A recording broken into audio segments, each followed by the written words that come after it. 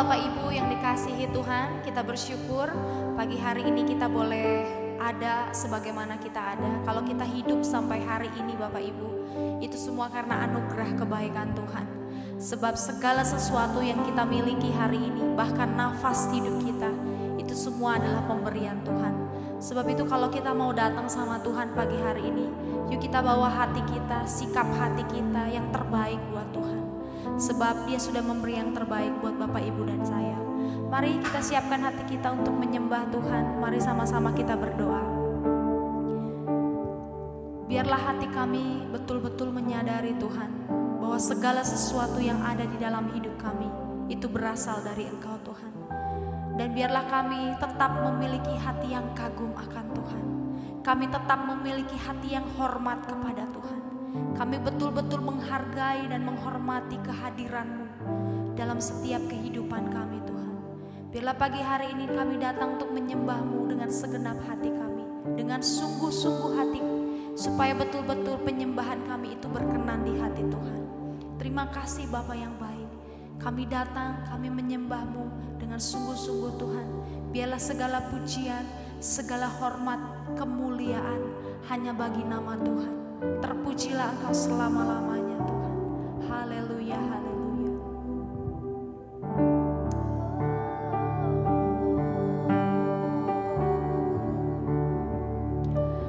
Kau sungguh indah tiada taranya, sungguh menakjubkan,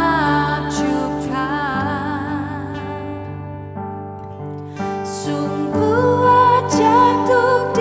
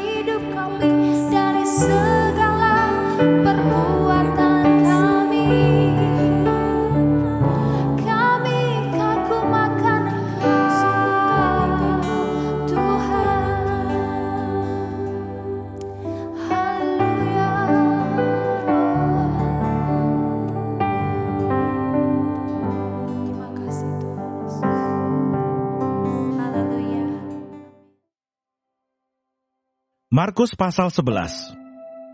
Yesus dielu-elukan di Yerusalem.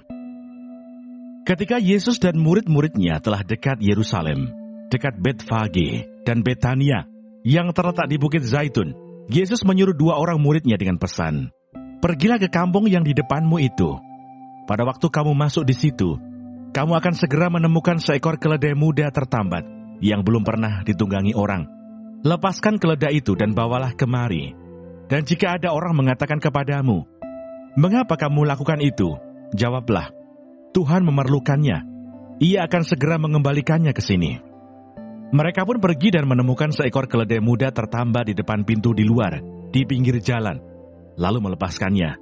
Dan beberapa orang yang ada di situ berkata kepada mereka, 'Apa maksudnya kamu melepaskan keledai itu?' Lalu mereka menjawab, 'Seperti yang sudah dikatakan Yesus.' Maka orang-orang itu membiarkan mereka. Lalu mereka membawa keledai itu kepada Yesus dan mengalasinya dengan pakaian mereka. Kemudian Yesus naik ke atasnya. Banyak orang yang menghamparkan pakaiannya di jalan. Ada pula yang menyebarkan ranting-ranting hijau yang mereka ambil dari ladang. Orang-orang yang berjalan di depan dan mereka yang mengikuti dari belakang berseru, 'Hosana, diberkatilah dia yang datang dalam nama Tuhan. Diberkatilah kerajaan yang datang, kerajaan Bapa kita Daud. Hosana di tempat yang maha tinggi.' Sesampainya di Yerusalem, ia masuk ke Bait Allah. Di sana ia meninjau semuanya. Tetapi sebab hari sudah hampir malam, ia keluar ke Betania bersama dengan ke-12 muridnya. Yesus mengutuk pohon ara. Keesokan harinya, sesudah Yesus dan ke-12 muridnya meninggalkan Betania, Yesus merasa lapar. Dan dari jauh ia melihat pohon ara yang sudah berdaun. Ia mendekatinya untuk melihat kalau-kalau ia mendapat apa-apa pada pohon itu. Tetapi waktu ia tiba di situ, ia tidak mendapat apa-apa selain daun-daun saja, sebab memang bukan musim buah ara. Maka katanya kepada pohon itu, 'Jangan lagi seorang pun makan buahmu selama-lamanya.' Dan murid-muridnya pun mendengarnya. Yesus menyucikan Bait Allah. Lalu tibalah Yesus dan murid-muridnya di Yerusalem. Sesudah Yesus masuk ke Bait Allah, mulailah ia mengusir orang-orang yang berjual beli di halaman Bait Allah. Meja-meja penukar uang dan bangku-bangku pedagang merpati dibalikannya. Dan ia tidak memperbolehkan orang membawa barang-barang melintasi halaman Bait Allah. Lalu ia mengajar mereka katanya, Bukankah ada tertulis, rumahku akan disebut rumah doa bagi segala bangsa, tetapi kamu ini telah menjadikannya sarang penyamun. Imam-imam kepala dan ahli-ahli Taurat mendengar tentang peristiwa itu, dan mereka berusaha untuk membinasakan dia, sebab mereka takut kepadanya, melihat seluruh orang banyak takjub akan pengajarannya. Menjelang malam mereka keluar lagi dari kota. Pohon ara yang sudah kering, nasihat Yesus tentang doa.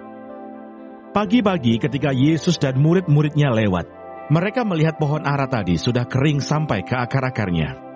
Maka teringatlah Petrus akan apa yang telah terjadi. Lalu ia berkata kepada Yesus, "Rabi, lihatlah, pohon ara yang kau kutuk itu sudah kering." Yesus menjawab mereka, "Percayalah kepada Allah. Aku berkata kepadamu, sesungguhnya barang siapa berkata kepada gunung ini, beranjaklah dan tercampaklah ke dalam laut, asal tidak bimbang hatinya, tetapi percaya bahwa apa yang dikatakannya itu akan terjadi, maka hal itu akan terjadi baginya. Karena itu aku berkata kepadamu, apa saja yang kamu minta dan doakan, percayalah bahwa kamu telah menerimanya, maka hal itu akan diberikan kepadamu. Dan jika kamu berdiri untuk berdoa, ampunilah dahulu sekiranya ada barang sesuatu dalam hatimu terhadap seseorang, supaya juga Bapamu yang di surga mengampuni kesalahan-kesalahanmu. Tetapi jika kamu tidak mengampuni, maka Bapamu yang di surga juga tidak akan mengampuni kesalahan-kesalahanmu." Pertanyaan mengenai kuasa Yesus. Lalu Yesus dan murid-muridnya tiba pula di Yerusalem. Ketika Yesus berjalan di halaman Bait Allah, datanglah kepadanya imam-imam kepala, ahli-ahli Taurat dan tua-tua, dan bertanya kepadanya, "Dengan kuasa manakah engkau melakukan hal-hal itu?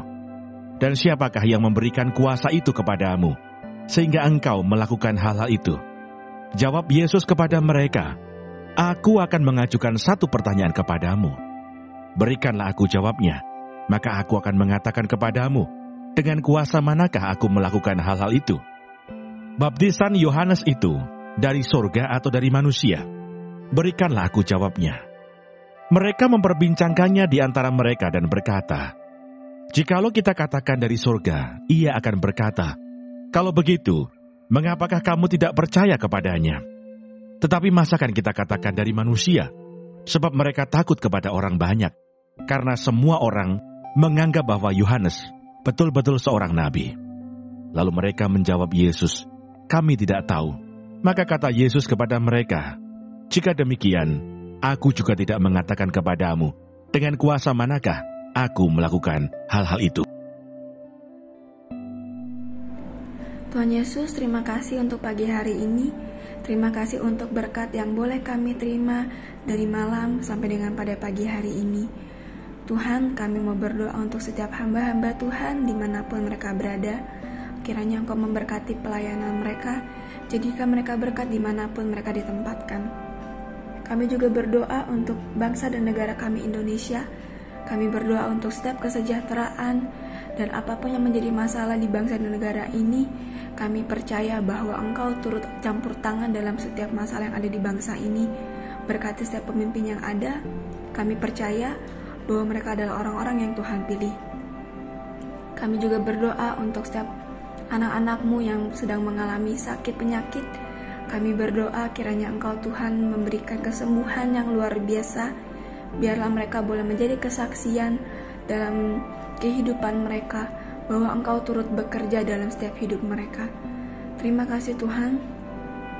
Bapa kami yang di surga, dikuduskanlah nama-Mu, datanglah kerajaan-Mu, jadilah kehendak-Mu di bumi seperti di surga. Berikanlah kami pada hari ini makanan kami yang secukupnya, dan ampunilah kami akan kesalahan kami, seperti kami juga mengampuni orang yang bersalah kepada kami.